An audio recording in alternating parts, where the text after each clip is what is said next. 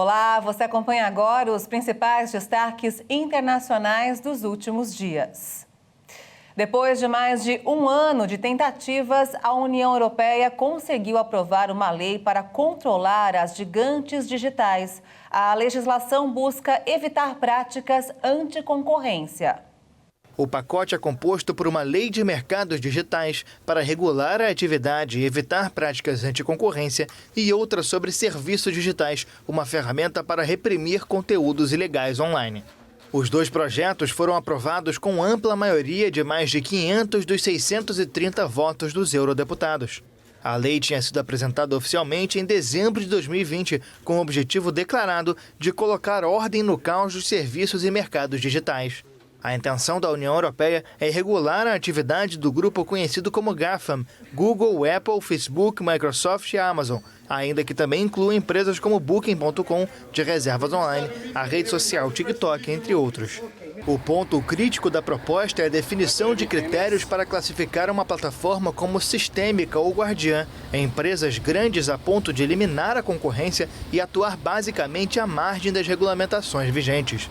As empresas que se enquadrarem na definição vão ser auditadas anualmente por órgãos independentes e vão permanecer sob a supervisão da Comissão Europeia. A legislação também estabelece um controle sobre todas as operações de compra desses gigantes para limitar o acúmulo de inovação de startups e evitar as aquisições que as empresas fazem de outras para acabar com a concorrência. Nos Estados Unidos, analistas monitoram de perto os dados da economia americana. O Escritório Nacional de Estatísticas divulgou que as ofertas de emprego e as demissões voltaram a cair em maio no país. No total, foram registradas 11,3 milhões de ofertas de emprego em maio, 427 mil a menos do que em abril. Já o número de trabalhadores que deixaram seus empregos caiu levemente para 4,3 milhões, frente aos 4,4 milhões do mês anterior. O mercado de trabalho vive um momento de tensão nos Estados Unidos. Analistas destacam que as ofertas de emprego se mantêm acima de 11 milhões há 6 meses, enquanto os pedidos de demissão continuam sendo maciços e as demissões extremamente baixas. Desde o fim do ano passado, os trabalhadores aproveitam as oportunidades de emprego para melhorar suas condições trabalhistas, em um momento em que as ofertas de emprego são muito mais numerosas do que os trabalhadores disponíveis. O euro registrou o menor valor na comparação com o dólar desde 2002. Pela primeira vez desde que foi criada, a moeda europeia está perto de ter o mesmo valor da moeda norte-americana. O euro caiu ao seu valor mais baixo em relação ao dólar em quase 2 décadas. Fruto de dados econômicos que apontam um risco crescente de recessão na eurozona, a moeda única europeia cedeu cerca de 1% e foi cotada a cerca de $1,03, algo que não acontecia desde o final de 2002. A incerteza da guerra da Ucrânia e os problemas com os cortes de gás russo pesam fortemente sobre a divisa europeia. Por sua parte, o dólar está impulsionando por uma política monetária mais agressiva do Federal Reserve dos Estados Unidos. Desde o começo do ano, o euro perdeu 9,4% frente ao dólar e já se aproxima da paridade com a moeda americana pela primeira vez desde sua criação em 1999. Desde a invasão russa em 24 de fevereiro, a população da Ucrânia sofre com o terror dos campos de batalha e com problemas mentais. Com isso, um programa de reabilitação psicológica em Kiev tenta ajudar os ucranianos a lidarem com os traumas da guerra. A guerra é um terreno fértil para o sofrimento físico e mental. Yuri Makeyev é um ucraniano de 48 anos que ficou sem teto e sem emprego, situação que o deixou à beira de um colapso nervoso. Makeyev era diretor de uma revista e sua luta começou em 2014, quando deixou o leste da Ucrânia devido ao conflito com separatistas pró-russos. Hoje, o refugiado de Donetsk faz curso de socioterapia em uma clínica de reabilitação psicológica em Kiev.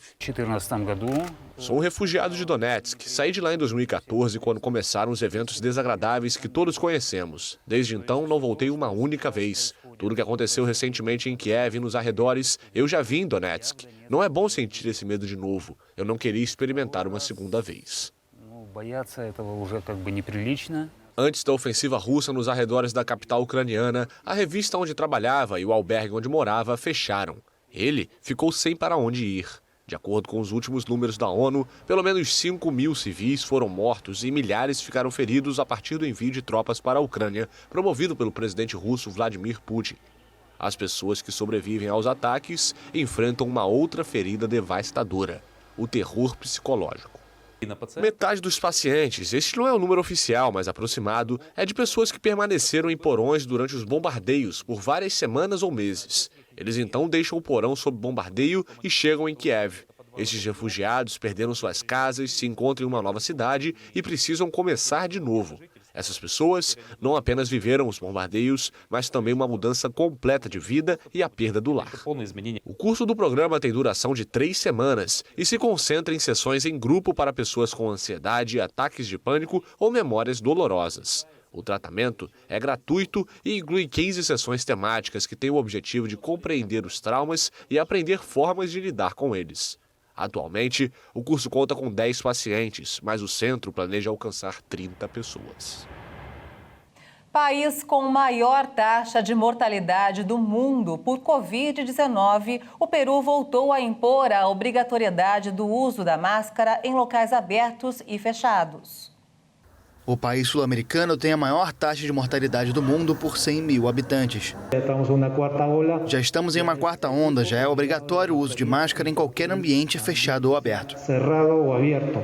Os contágios no Peru chegaram a mais de 20 mil na última semana, quando autoridades anunciaram que o país enfrenta uma quarta onda da pandemia. As mortes chegaram a 89 e parecem se manter estáveis há 2 meses. O Peru tem 65% da população alvo vacinada com 3 doses e mais de 80% recebeu 2 injeções.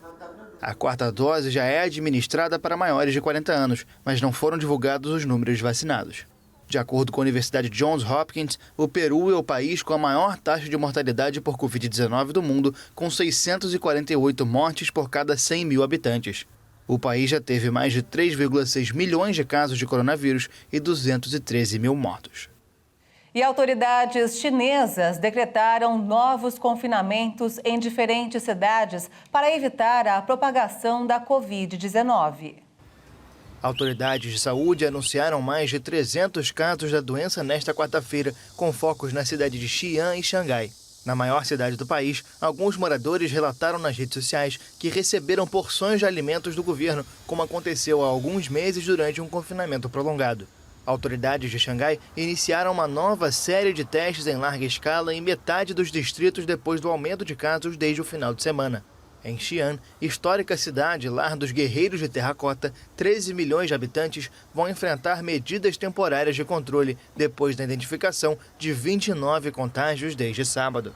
Autoridades atribuíram o surto à subvariante BA.5.2 da Omicron, que é mais transmissível e escapa da imunidade. Os novos casos são um desafio para o presidente Xi Jinping, que na semana passada reafirmou o compromisso com a estratégia chinesa de Covid-0, apesar do crescente custo econômico. 4 companhias aéreas chinesas vão comprar quase 300 aviões da Airbus. O negócio deve movimentar 37 bilhões de dólares. A China Eastern acordou a compra de 100 aeronaves A320. Enquanto a China Southern anunciou a compra de 96 aeronaves do mesmo modelo. Já a Air China e sua subsidiária Shenzhen Airlines também confirmaram a compra de 96 aeronaves A320, segundo declarações separadas. A Airbus confirmou as vendas, afirmando em comunicado que as transações mostram a recuperação e o momento próspero que o mercado da aviação na China atravessa. Segundo a companhia, os acordos de venda são frutos de longas discussões que ocorreram durante a difícil pandemia de Covid. Os negócios da americana Boeing na China foram afetados nos últimos anos por temores sobre seus aviões 737 MAX. O uso do modelo foi suspenso no país após 2 acidentes em 2019. No ano passado, as autoridades chinesas permitiram que o 737 MAX voltasse ao serviço após vários ajustes de segurança. As ervas marinhas são essenciais para os empregos na Tunísia, mas uma espécie em específico crucial para a economia do país do norte da África corre o risco de desaparecer por causa da poluição e da pesca ilegal. Diferente dos baús de moedas de ouro, a preciosidade é uma espécie de grama aquática chamada Posidônia. Ao contrário das algas, tem raízes, caule, folhas e a capacidade de produzir flores, frutos e sementes. Com mais de 1 milhão de hectares de extensão, este é o maior leito de ervas marinhas do Mediterrâneo. É vital tanto para a indústria da pesca como para a vida marinha. Um quarto das espécies do Mediterrâneo está nestas áreas. Os pescadores encontram espécies de grande valor econômico. A vegetação protege as praias contra erosões, melhoram a qualidade da água, deixam ela cristalina e, por isso, atrai mais turistas. Essencial tanto para a pesca quanto para o turismo, as ervas marinhas ajudam a sustentar os dois principais empregadores da Tunísia.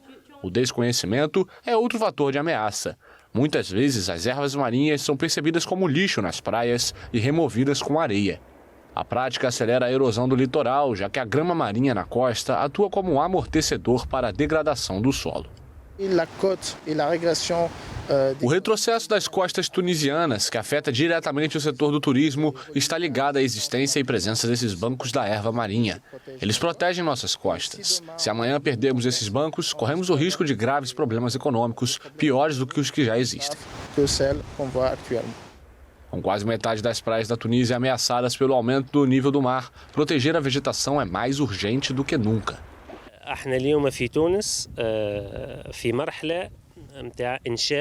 Hoje, na Tunísia, vamos criar 4 áreas de preservação marinha e costeira, as ilhas de Galite, Zembra, Curiate e Gnais.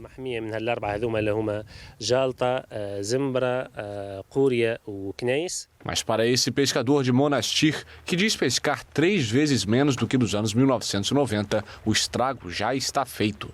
E ele sabe que a responsabilidade é compartilhada. Estou ciente de que se a erva marinha desaparecer, vai afetar o suprimento de peixes e gostaria de fazer algo a respeito, porque é meu sustento, assim como dos meus filhos e netos. Não tomamos o cuidado necessário, não só nós pescadores, mas o Estado também. Temos que pescar para alimentar nossos filhos.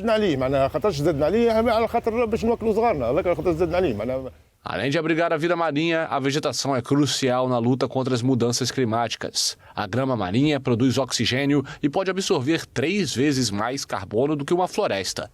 Os ativistas lutam por uma ação mais ampla para proteger os pulmões do Mediterrâneo da Tunísia para as gerações futuras. E olha só, a matemática ucraniana Marina Viazovska se tornou a 2ª mulher a receber a medalha Fields. O prêmio é considerado um equivalente ao Nobel de Matemática. A medalha de ouro, concedida a cada 4 anos, recompensa feitos excepcionais de matemáticos de menos de 40 anos. O prêmio é acompanhado por um cheque de $15 mil canadenses, equivalente a cerca de R$60 mil. O anúncio aconteceu em uma cerimônia na capital da Finlândia, Helsinki, durante o Congresso Internacional de Matemáticos. A cerimônia estava prevista inicialmente para São Petersburgo, mas foi transferida devido à invasão da Ucrânia. Marina é a 2ª mulher a receber a medalha em 80 anos, e a decisão foi tomada antes da guerra. A ucraniana venceu o prêmio por ter solucionado uma versão de um problema geométrico centenário. Os 3 anos de governo do primeiro-ministro britânico Boris Johnson se encerraram na última quinta-feira, com escândalos e polêmicas. Vamos conferir agora alguns dos fatos que marcaram o seu mandato. Carismático e controverso, o premier ficou conhecido pelo talento para escapar das crises políticas, mas encurralado, não encontrou truques e se viu obrigado a pedir a renúncia. Cercado de escândalos, nos últimos meses não parou de perder o apoio entre os conservadores. Nas últimas 36 horas, quase 60 membros do governo pediram demissão e alguns aliados mais próximos fizeram apelos para que ele deixasse o poder. Ex-jornalista, Johnson chegou ao cargo em 2019 graças à promessa de concretizar um Brexit que parecia impossível depois de 2 anos de impasse. Contra todas as previsões, conseguiu na época o melhor resultado do Partido Conservador em décadas. Com a grande maioria no parlamento, realizou o sonho de ser primeiro-ministro. Alexander Boris de Pfeffel Johnson nasceu em 1964 em Nova York, nos Estados Unidos, em uma família de políticos, jornalistas e celebridades midiáticas. Um dos bisavôs era turco e foi ministro do Império Otomano. O pai foi eurodeputado em Bruxelas. Em 1987, Johnson começou uma carreira de jornalista no The Times, onde foi demitido um ano depois por inventar declarações. Depois, trabalhou como correspondente do Telegraph em Bruxelas. Ex-prefeito de Londres, adquiriu status de estrela com os Jogos Olímpicos de 2021. Foi nomeado ministro das Relações Exteriores por Theresa May em 2016 e é acusado de ter cometido graves erros diplomáticos. Depois de alcançar o Brexit, teve que enfrentar a pandemia e foi criticado por uma gestão errática, mas conseguiu reverter a situação com uma campanha de vacinação bem-sucedida. Com o acúmulo de escândalos, principalmente os relacionados a festas ilegais durante confinamentos na sede do governo, perdeu o apoio da maioria no Partido Conservador, sendo acusado de falta de integridade.